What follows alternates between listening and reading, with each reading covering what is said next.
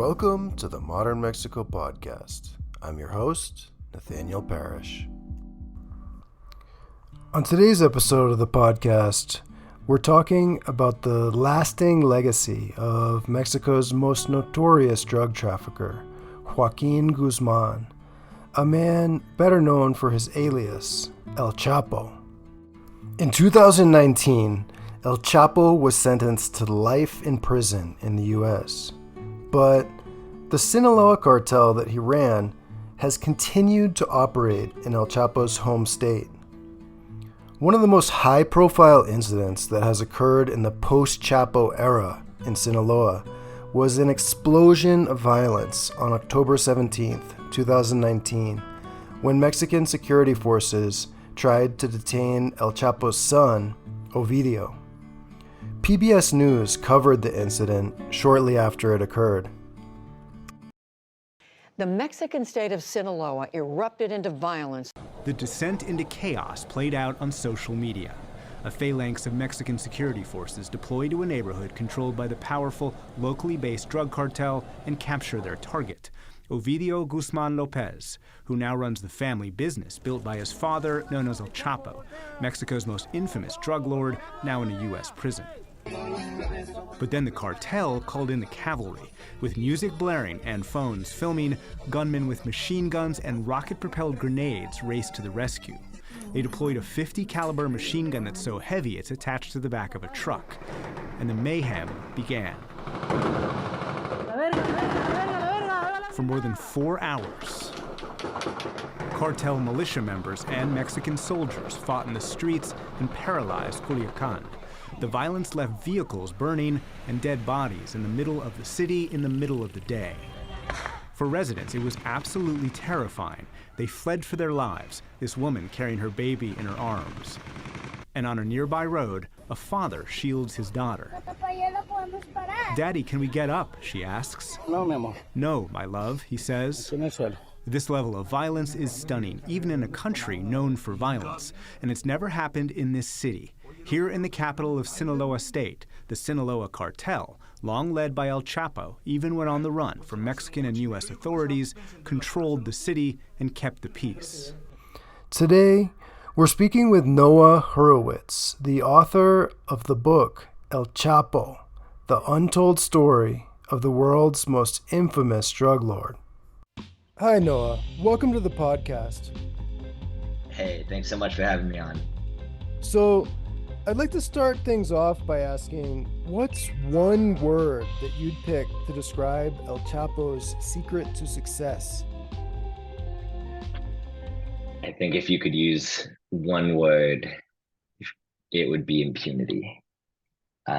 He was able to, like many drug traffickers of his era, he was able to operate for a very long time and be very successful due to a level of impunity in Mexico that ensured that drug traffickers could get very rich doing illegal stuff. He was known for having strong relationships with members of the security forces, with elements of the Mexican state in areas that he needed to smuggle drugs through. He was originally was able to make a reputation for himself as being a very effective and overall fast smuggler, because of, in the words of one person who testified at his trial, because of his corruption agreements. There was I covered his trial in 2018, 2019, and then spent a year in Mexico reporting on his life and times in Sinaloa. And at the trial, we heard from a number of former associates, and one thing that all of them brought up was that El Chapo and other drug traffickers had really strong contacts within the Mexican state. If you look historically, during El Chapo's time and even before it, there was a system that was sort of system may be too strong a word, but there was a way that things worked that was known as the plaza system. It was that drug traffickers would have a essentially an allotted territory, and it was allotted to them in a sort of backroom deal with the elements of the state that could allow that. With local cops, with soldiers, with judiciary, with politicians, and all of this came together to create an environment in which someone like El Chapo could operate illegally without any true fear of being captured. He there was obviously going to be some token seizures of drugs. There was going to be uh, some elements of the state that were actively working against him, but there was also going to be immense pressure to prevent effective law enforcement actions against him.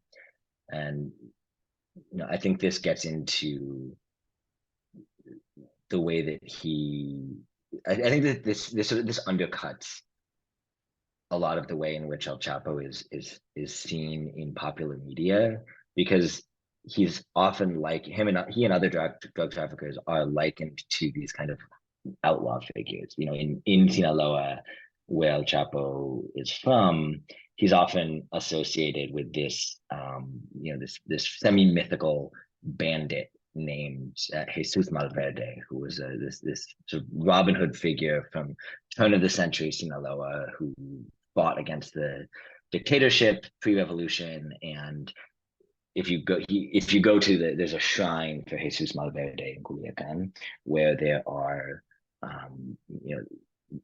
people make offerings to Jesus Malverde to wish them well over a journey. Sometimes that journey is drug trafficking, sometimes it's unrelated. And the people sell El Chapo merch alongside the Jesus Malverde merch. And so there's this really powerful connection between Jesus Malverde and El Chapo that really highlights the way in which he's seen as a Robin Hood figure or an outlaw. But as I said at the beginning of this, I don't know how accurate that is, because the role of someone like El Chapo in Sinaloa was much more complex than it's not some cops and robbers dynamic. I mean, it eventually became that to a certain extent, but it was drug traffickers played, especially I would say historically speaking, a really key role in state formation. The drug trade and the modern Mexican state developed alongside one another and intertwined with one another rather than separately. Scholars like Benjamin Smith have done really great work around this, particularly looking at Sinaloa as a case study for how the drug traffickers in the generation preceding El Chapo had strong links with local political bosses. Sometimes they were local political bosses who ensured a level of stability in the state, especially as the Priista government was trying to solidify its rule over the whole of Mexico, and particularly in the years following the sort of the leftist government of Lázaro Cárdenas in the 40s. So in the 50s, and then definitely into the 60s, you start to see a level of prosperity in parts of Sinaloa that is closely linked with the drug trade. And so to call him an outlaw is at best inaccurate, and at worst just a total misstatement of facts. And one more thing that I'll add is I was recently kind of playing around in some of the government archives that have been released in the past few years. There's a number of files released by the DFS, the Federal Security Directorate, which was the secret police under the Priesta government until 1985. Now the DFS were closely involved in the drug trade, and that's a whole nother story. But one thing that I found looking through those archives was a record of El Mayo Zambada, El Chapo's longtime partner, being involved in some basically kidnapping landless activists and torturing them. And I found that to be a really interesting highlight of how, in some respects, drug traffickers sometimes worked as agents of the state or as agents of state terror to ensure the free flow of capital. So I think that's a really great point, and I think also that impunity is a wonderful word for summing up El Chapo's secret to success in Mexico in the drug trade. And it sounds like from what you're saying that it could be more helpful to think about El Chapo as a politically protected power broker rather than as an outlaw. And I know that one thing the Sinaloa cartel is known for is their business-like approach to extorting legal businesses. And one insight about their influence is the fact that they're also known for being able to protect legal business owners from not just low-level criminals and robbers, but also from government inspectors and government officials. And I recently visited Sinaloa for the first time, and I was there to participate in an amateur road cycling race between the state capital of Culiacan and the mountain village of Badiraguato. And these are two towns that long served as home bases for El Chapo. And El Chapo, like several other top-tier narcos, was born in Badiraguato, and he also lived in Culiacan before he was arrested in 2014. And overall, I think that Sinaloa really has this legendary status within Mexico. And even in Mexico City, many of my friends, I think, would put visiting Culiacan and Badiraguato at about the same level of risk as taking a vacation in Afghanistan. But I have to say, my first impression of Culiacan was that I was really blown away by the level of recent investment and development that the city has achieved. And I think that I imagined that it would be more like a traditional small Mexican city with some flashes of new money. But I think that right now it actually looks more like Fort Lauderdale, Florida, than a second-tier Mexican metropolis. So, with that in mind, I want to ask, what 3 words would you pick to describe El Chapo's relationship with the political and business elites in Sinaloa? I would say that he is complicit, entrenched, and deniable, or he and other drug traffickers are complicit, entrenched, and deniable. As I mentioned before, there have been established links between drug traffickers like El Chapo and El Mayo and business interests that would like to perhaps farm out dirty work to get rid of pesky leftist agitators. And another example that I can borrow from the scholarship of Benjamin Smith is the degree to which the drug trade has not only injected money into the legal economy of Sinaloa, but has also served to prevent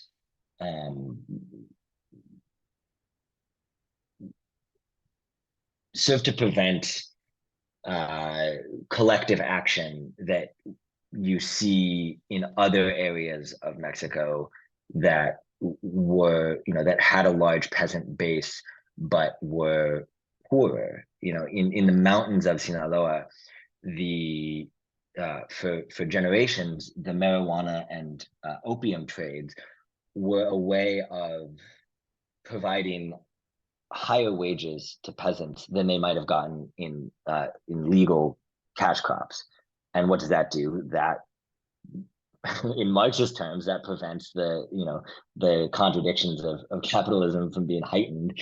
It smooths out the edges, and it satisfies discontent that might otherwise lead to peasant uprisings like the kind that you saw in Guerrero in the late 60s and early 70s. But ultimately, I think, for the third word, deniable, it's really hard to prove these things. Money flows around.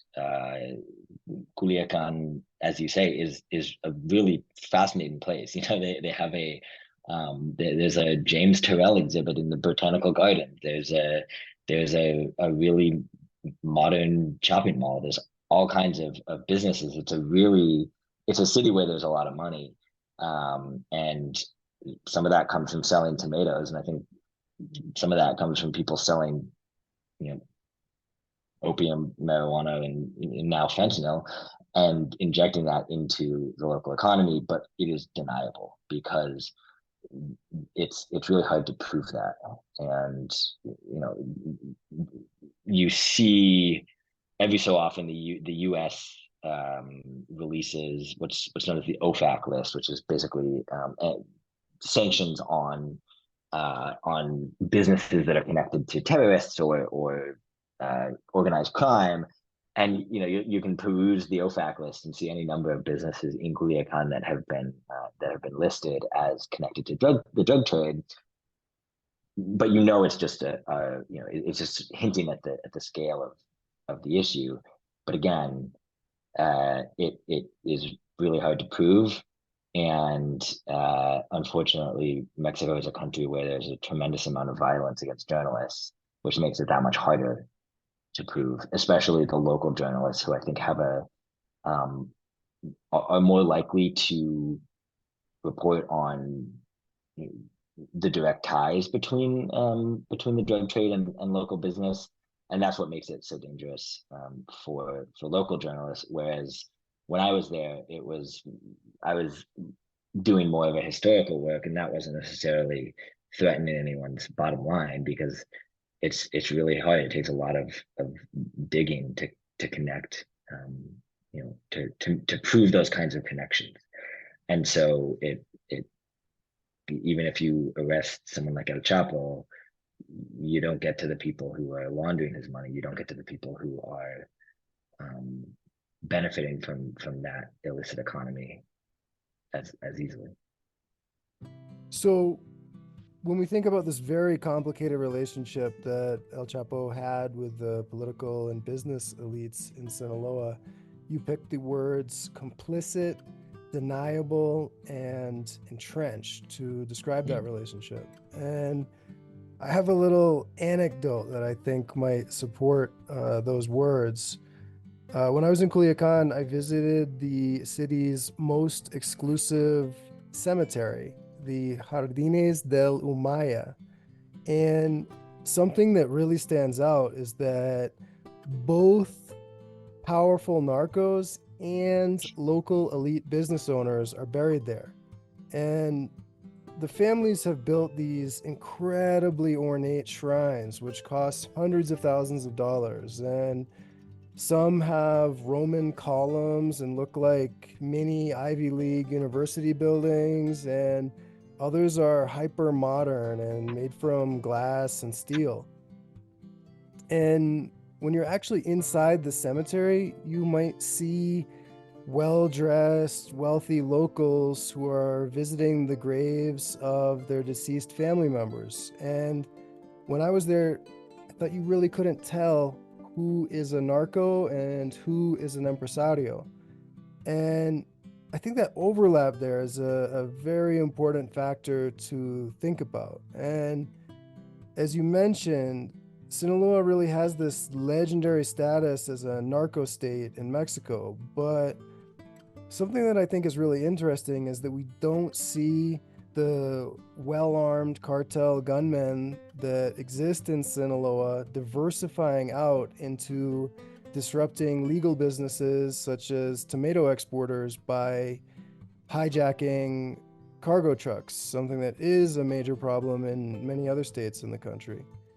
And something that I heard about many times when I was there was that the wealthy narcos are now sending their kids to the same private schools as the children of Culiacan's traditional business elites. And I went and saw the condo that El Chapo's son, Ovidio, lived in before he was captured. And it does seem like the fact that narcos are living in these very exclusive neighborhoods and sending their kids to these schools is evidence that very, very tight ties have been built between the illegal and legal businesses in Sinaloa. And I think that a lot of the commercial and residential real estate developments in Sinaloa are likely to be beneficiaries of drug money. And with that in mind, I want to ask, when we look at the present,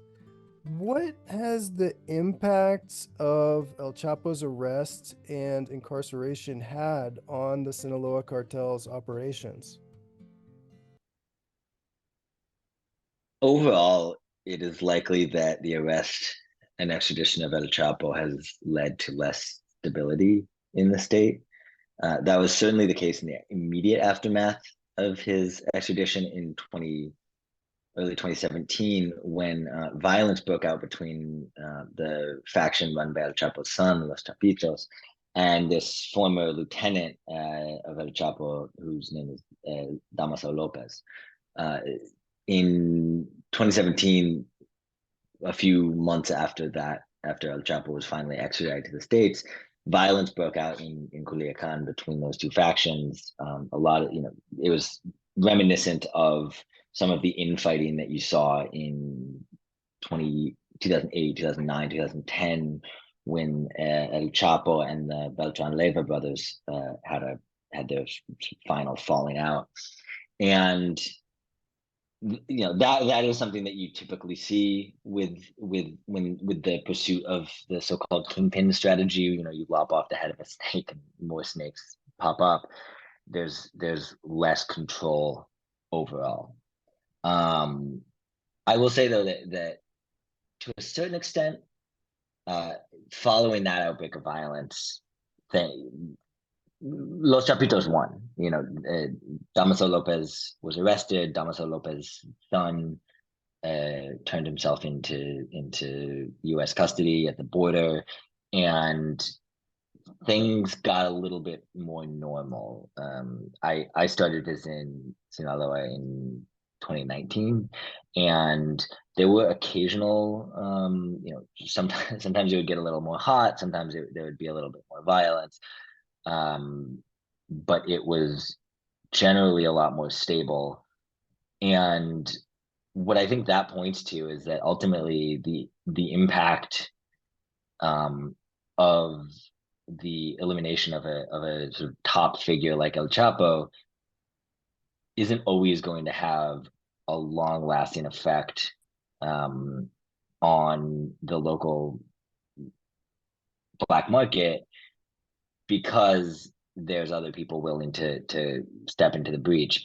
In this case, I think it's important to note that Sinaloa, in other states where this has happened, there has been really long-lasting instability. In Guerrero, which was a sort of a stomping ground of the Beltran Leyva group, when the main Beltran Leyva brothers were either arrested or captured or killed in around 2009, 2010, Guerrero, there was a serious atomization of organized crime there, and that pretty much continues to this day because no one has really managed to fill the vacuum completely. Whereas in Sinaloa, despite the fact that El Chapo was captured, his sons were there to take on a lot of his, what was left of his network. And there was also his longtime ally, Ismael El Mayo Zambada, who I mentioned earlier, who is, like El Chapo, this really old school trafficker from the mountains who has never been arrested and continues to have a lot of power in the state. And so as a result, El Chapo's gone, but in many ways, the infrastructure that he left behind is relatively untouched. Things changed a bit, I think, or the appearance of things changed a bit. Things had been changing by the time El Chapo was arrested in 2016. There was a boom in opium production because of the rise in demand in the U.S. for opioids, which obviously was sparked to a large degree by the OxyContin crisis, and then OxyContin was made really hard to find, and so everyone started doing heroin. And so in the mountains, the price of opium shot through the roof. But by the time El Chapo was arrested, they had also started introducing fentanyl into the drug supply, which fentanyl started to become prevalent in the drug supply in around 2014, and really by now, of course, it has basically replaced old school heroin. But in 2017, 2018, you see a collapse of opium prices because everyone realized that they could just cut fent into dope and move it north and save a lot of money, save a lot of water, not have to deal with farmers. And so the changes that you have seen in Sinaloa over the past, in the past decade have been not untouched by El Chapo and not untouched, of course, by his arrest, but have also been, as always, affected probably to a larger degree by external factors. Another thing that I think that you might not have seen in El Chapo's day was what's known as the Culiacanazo, or Black Thursday. In 2019, October, forgive me for not having the date at the top of my head, but in mid-October, late October, 2019, El Chapo's son Ovidio there was an operation to attempt to arrest Ovidio.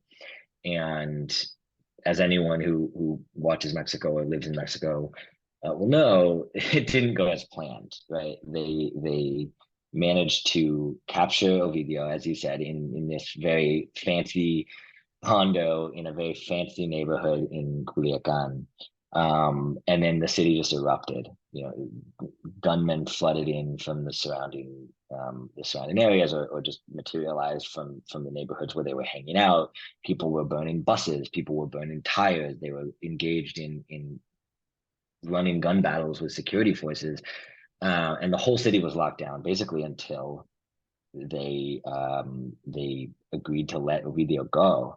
And now I was not in Sinaloa for that, but I went back to Culiacan a couple weeks after, and I spoke to people who had been in the city for that violence, people who have lived in the city their whole lives. And one thing that I think was really that people spoke about was that it was this breakdown in the established order.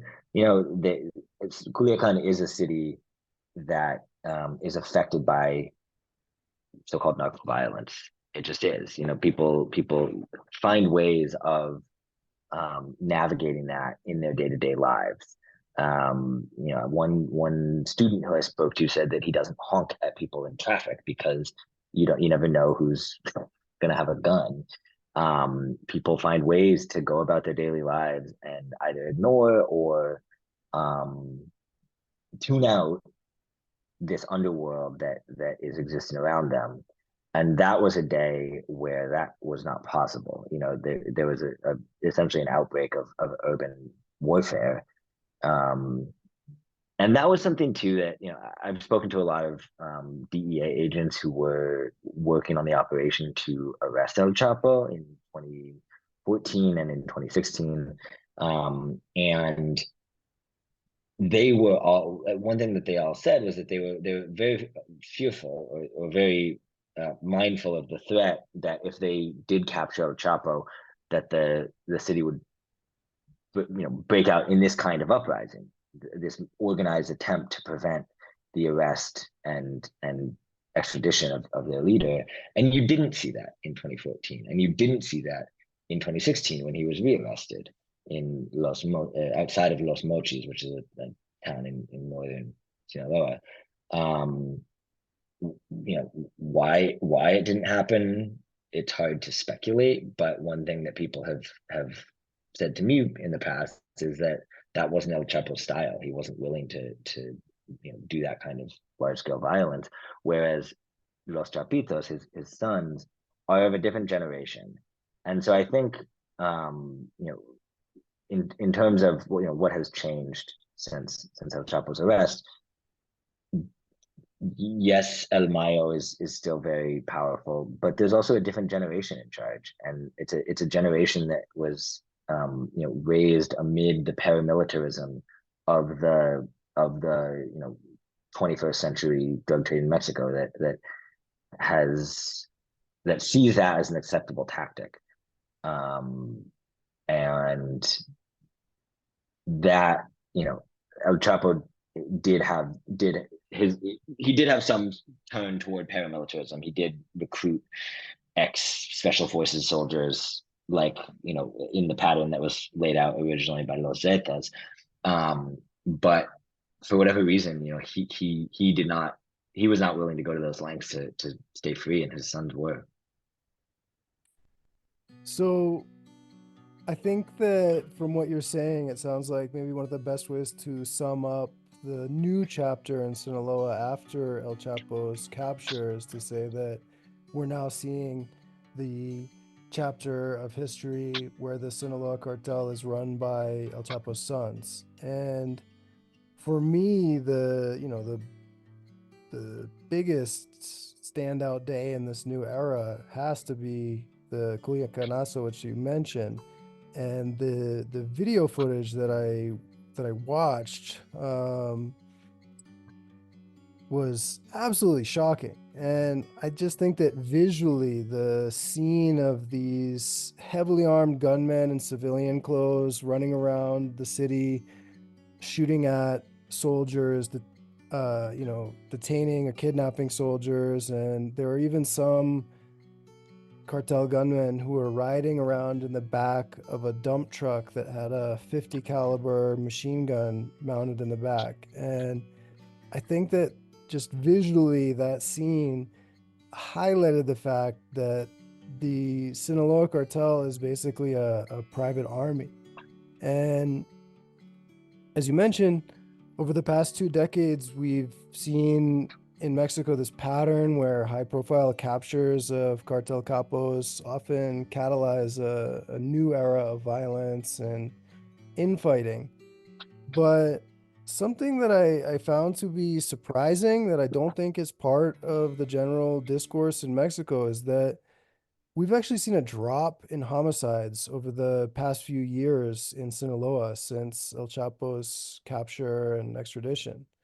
And on the one hand, we have seen around 20,000 homicides recorded in Sinaloa since 2007, since the start of the modern drug war in Mexico.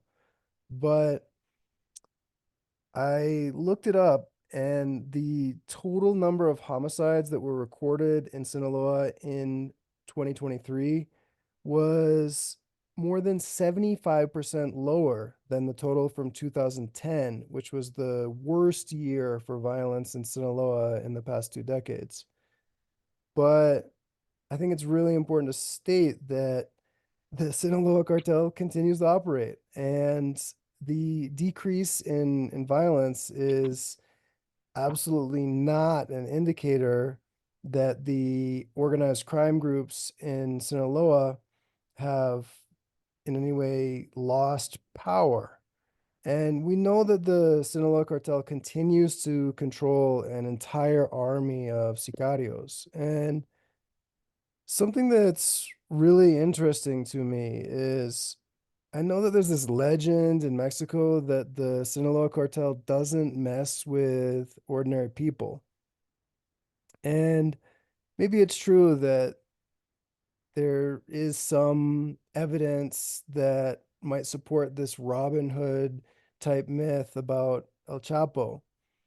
But on the other hand, we also know that Sinaloa is one of the worst hotspots in Mexico for violent carjackings. And it's actually the worst state in Mexico for the percentage of car thefts that involve violence. And because of weak law enforcement capacity and high levels of impunity, we don't really know exactly who is doing the carjacking in Sinaloa, but a general trend in Mexico is that organized crime groups often steal cars such as Volkswagen Jettas and Toyota Hiluxes that they then use in criminal operations such as kidnappings or armed assaults on rivals.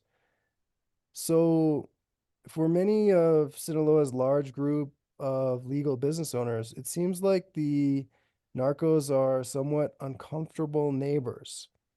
And on the one hand, drug money has been and continues to be a major boost for Sinaloa's economy. But on the other hand, residents in Sinaloa still have to live in a context where a private army controlled by non-state actors is an important power broker in their community. And another thing that I heard when I was in Sinaloa was that this shift towards synthetic drugs that you mentioned means that right now there are fewer job opportunities in drug production for rural farmers in mountain towns who had been involved in growing opium and marijuana for decades. But I also heard that Mexico's president, Andres Manuel Lopez Obrador, has forged relationships with residents in many out of the way regions of Sinaloa. And he's also implemented social programs that are very popular with many residents in rural areas. And I know that Lopez Obrador's activity in Sinaloa and his relationships with local power brokers has been subject to quite a bit of media scrutiny and speculation, both in Mexico and in the US. And in 2024, media outlets, including the New York Times and ProPublica, have published some allegations about President Lopez Obrador having ties to the Sinaloa cartel and other organized crime groups. And I want to ask, do you think these allegations are credible points of inquiry, or do you think that this is just fake news, as Lopez Obrador might say? I think it's absolutely credible points of inquiry, and I think that the stories that came out in Republica and the New York Times were I think it could be a useful thought exercise to look to wonder about who is leaking this information and why. But I think that the information that was leaked seems absolutely credible. I find it very believable that members of AMLO's party interfaced with and potentially received bribes from traffickers affiliated with El Chapo or Los Chapitos or other organized crime networks. And it's harder to tell if that resulted in some kind of direct quid pro quo to benefit those traffickers. But bribery is endemic in Mexico, and it would not surprise me if members of government, even at the highest level, are on the take to some extent.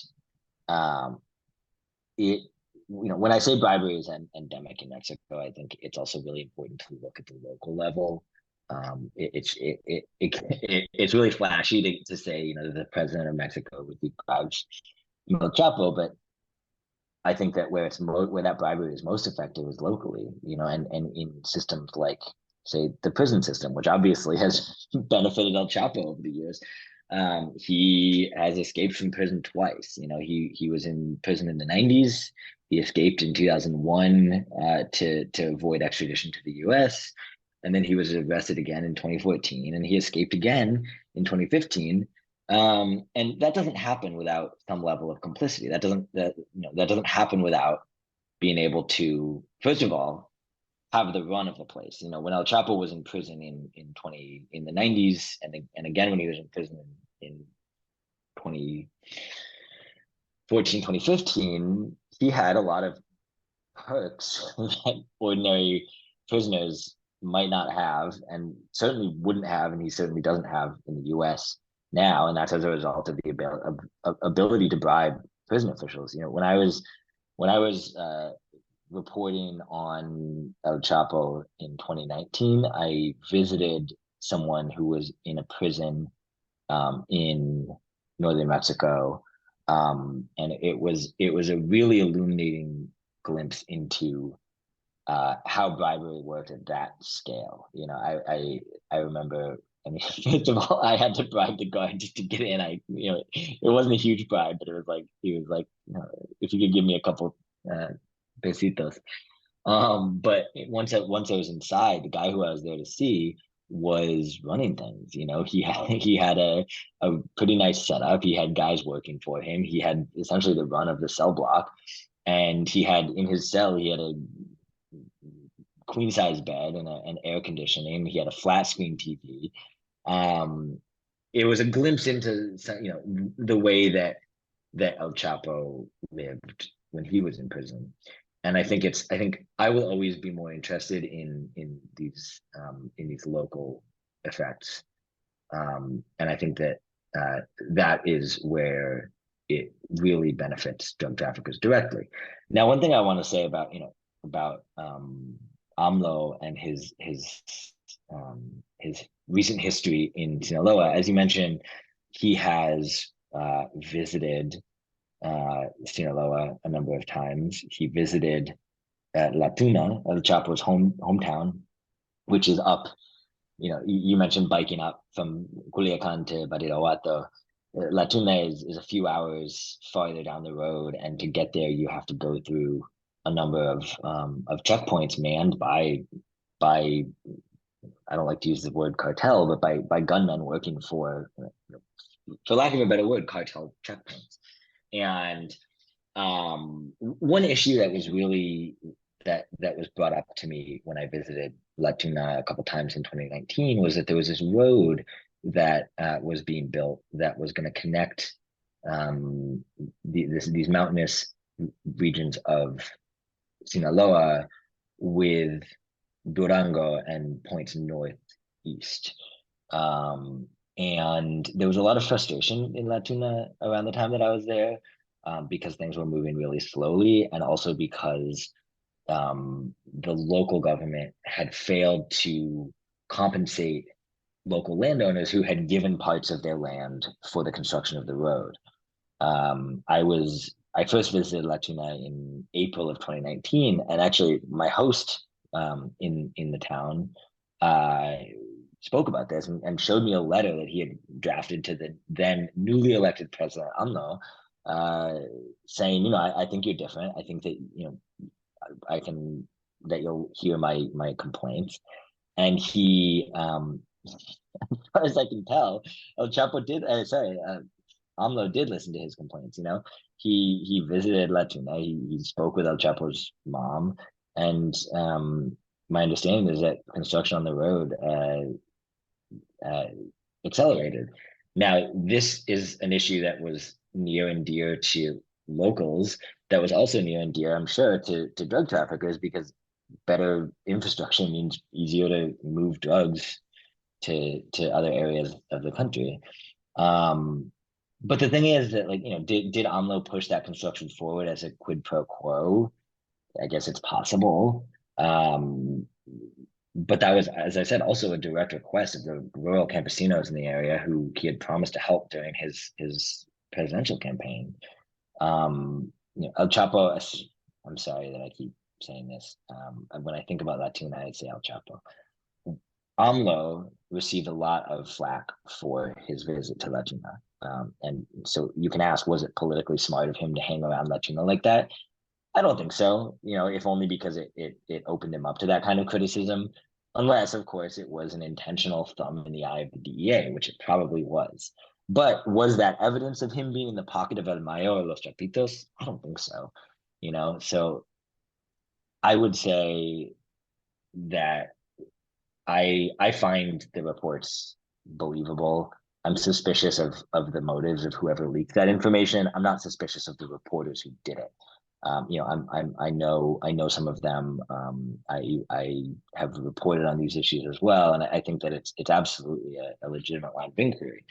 AMLO, as we all know, has not had the best relationship with the press throughout his term in power, and that has included sometimes just lying. He has insisted that fentanyl is not being produced in Sinaloa, which is absurd. I've seen it myself. I've spoken with traffickers operating in the state who either manufacture it there or worked to move it north after it was manufactured there. I've been to a drug lab in Sinaloa where fentanyl was either being manufactured or being added to drugs. So of course, that is not true. And his response to the New York Times article, which was in part to dox one of the reporters who worked on it, was a disgrace. And unfortunately, it's been part of a problem, part of a pattern with that he's had this combative relationship with the press.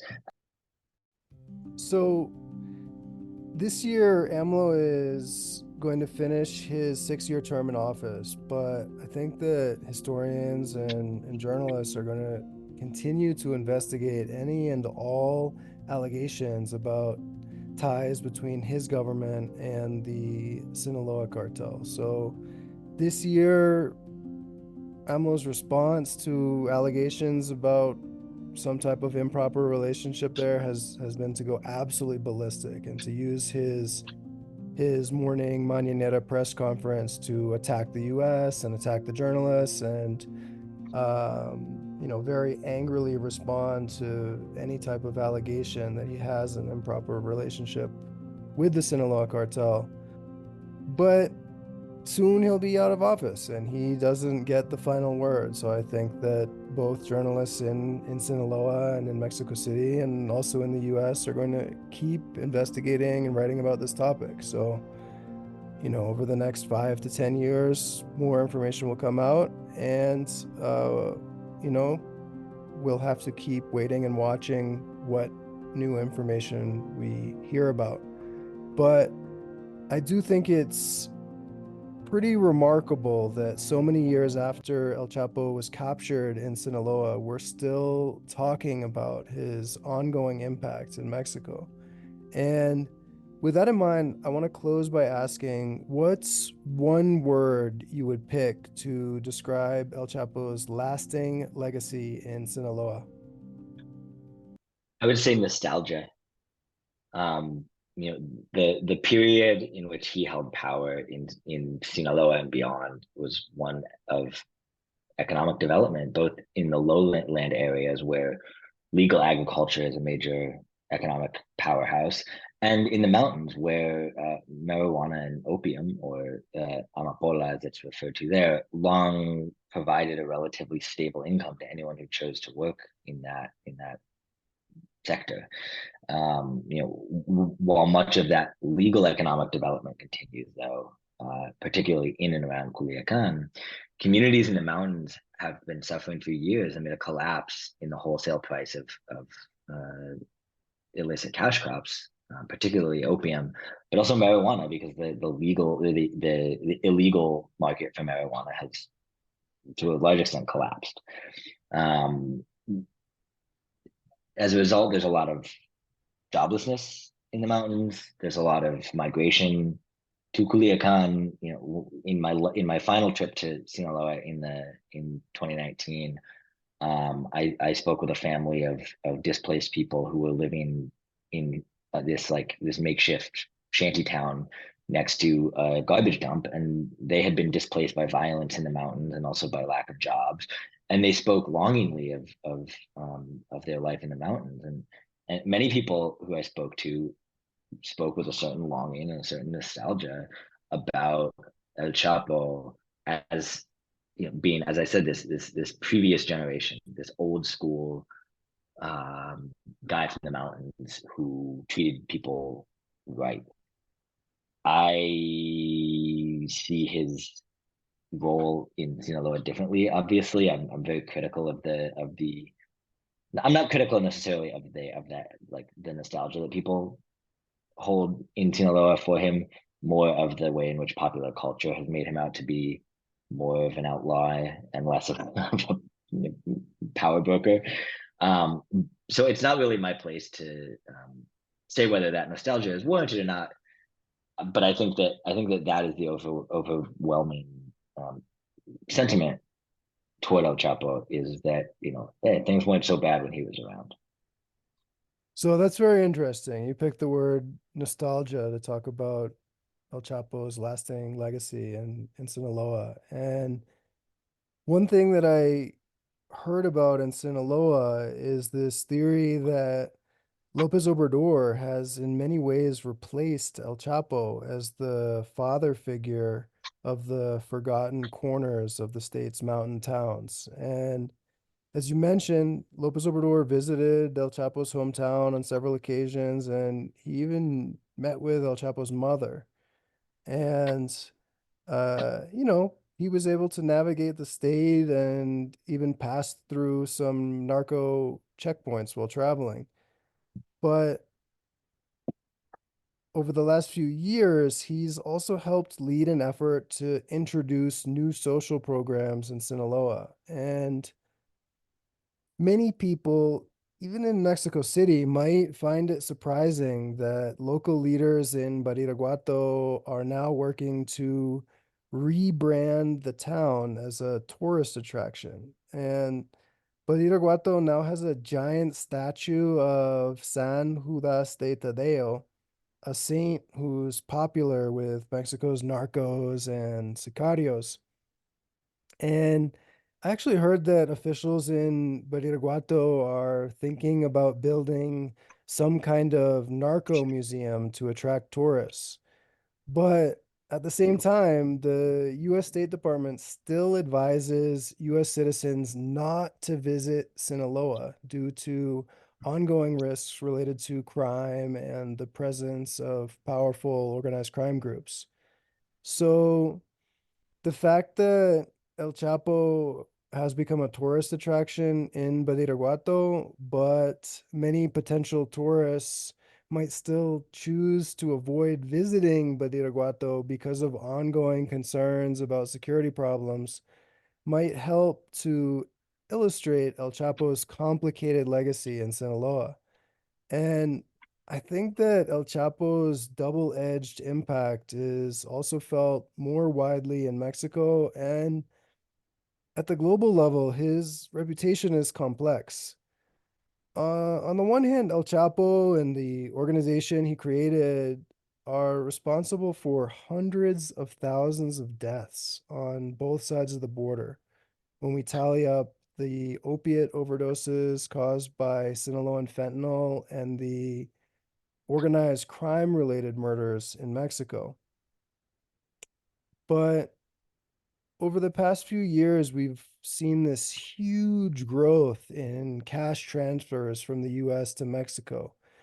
And we know that remittance payments nearly doubled from $34 billion in 2018 to $67 billion in 2023.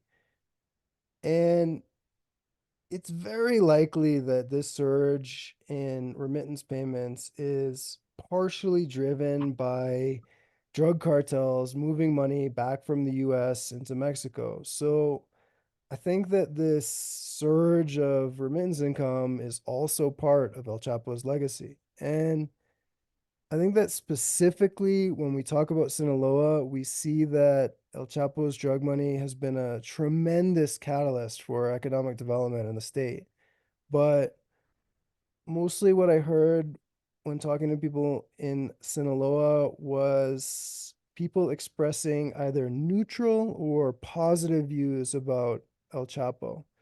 So I think overall his reputation is quite complicated, but I think that you're right in that in Sinaloa there's still a lot of nostalgia for the El Chapo era of the Sinaloa cartel. And to wrap things up, I just want to say how much I enjoyed reading your book, and I also want to say thanks so much for joining us on the podcast. Hey man, it was my pleasure. Thanks for having me. I wanted to take a short break to remind listeners that the Modern Mexico podcast is sponsored by República Coffee Roasters. Mexico is known for producing some of the best coffee in Latin America. In Mexico City, one of the best places residents and visitors can buy coffee is the República Coffee Roasters Cafe in Colonia Roma. República Roasters Coffee is also available for purchase online. Thanks for tuning in to another episode of the Modern Mexico podcast. If you like what you heard in the podcast today, check out my book, Searching for Modern Mexico, which is available on Amazon. The next episode of the podcast is coming soon. Until then, hasta luego, amigos.